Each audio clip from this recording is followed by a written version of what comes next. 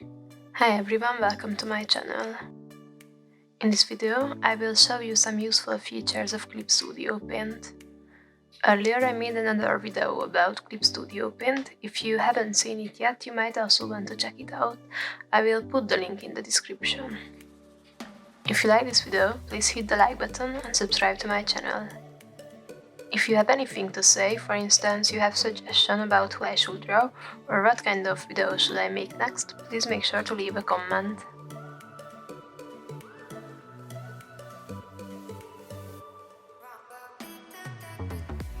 One of the useful tools is the lasso fill, which basically can make using the lasso tool and the fill tool into one step.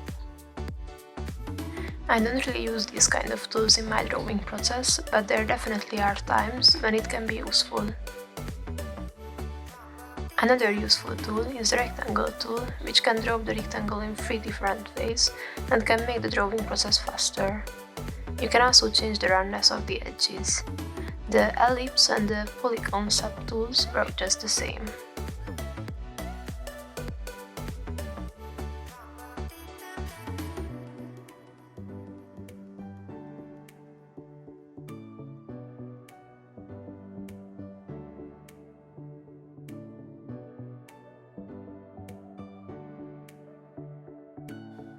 Auto Select is also an extremely useful subtool, especially if your line art is very organized.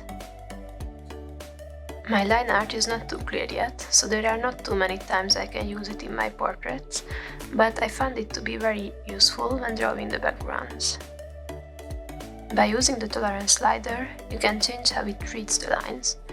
With lower tolerance, you can select bigger shapes.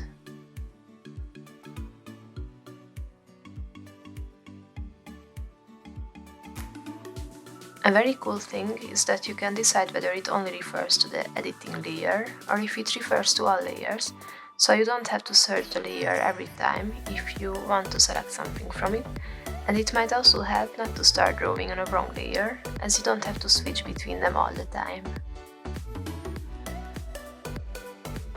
You can also use the rectangle and ellipse selection tools.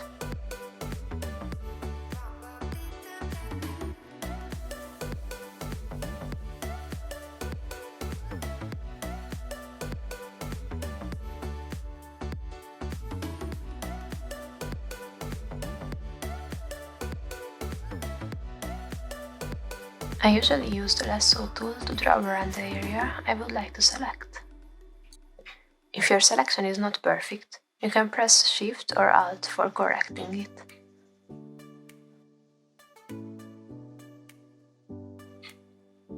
And then there is the polyline tool, which can also be useful.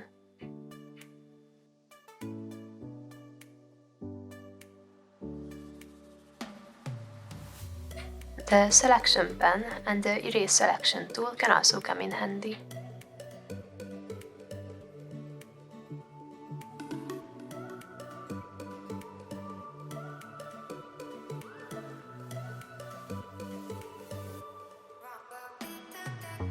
I think the layers are pretty similar to other programs, similar to Photoshop at least. You can merge a layer with a layer below, as I did just now. The Lock Transparent Pixels is one of the most useful features, as you can paint without worrying about crossing the lines.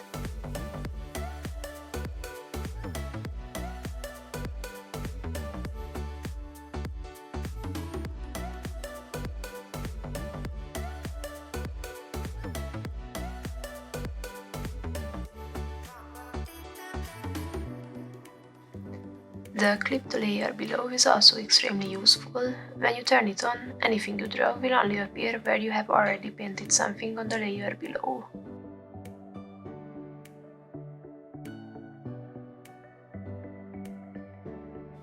You can also set the layers to different modes.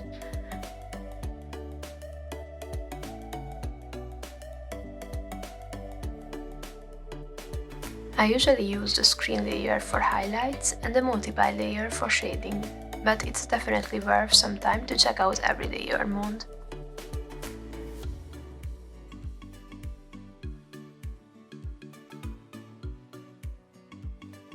If you don't like the colors you used, but don't want to start the painting all over again, you can go to Edit, Tonal Correction, and use the Hue, Saturation and Luminosity slider to change it to your liking.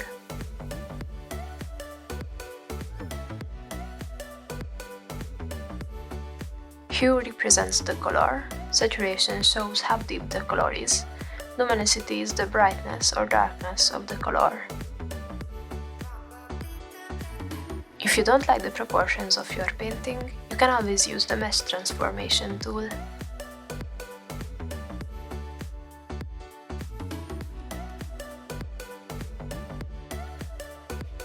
Here you can set how many grids you want to use for it.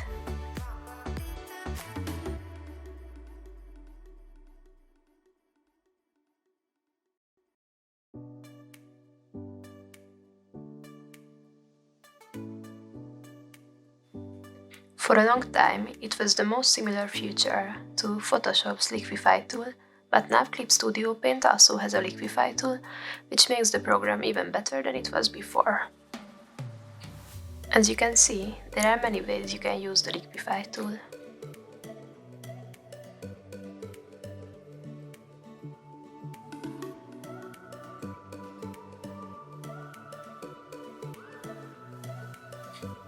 It's also important to not to overuse it, because you can ruin your drawing with that, and we definitely don't want that.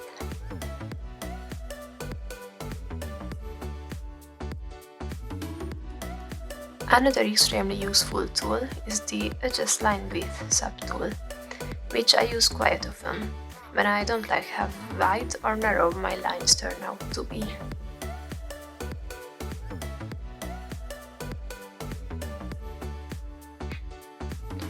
The next useful tools I want to talk about are the ruler tools. You can use them for many things.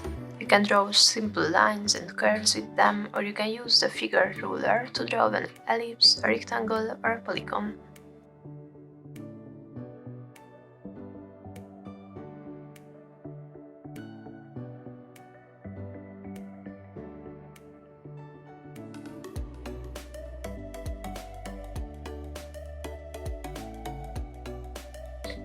With the ruler pen, you can draw any shapes you want.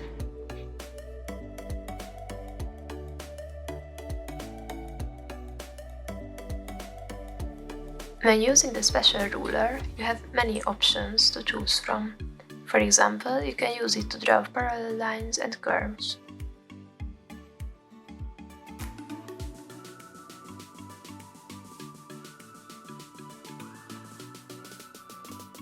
Moreover, you can use it to draw radial lines and concentric circles.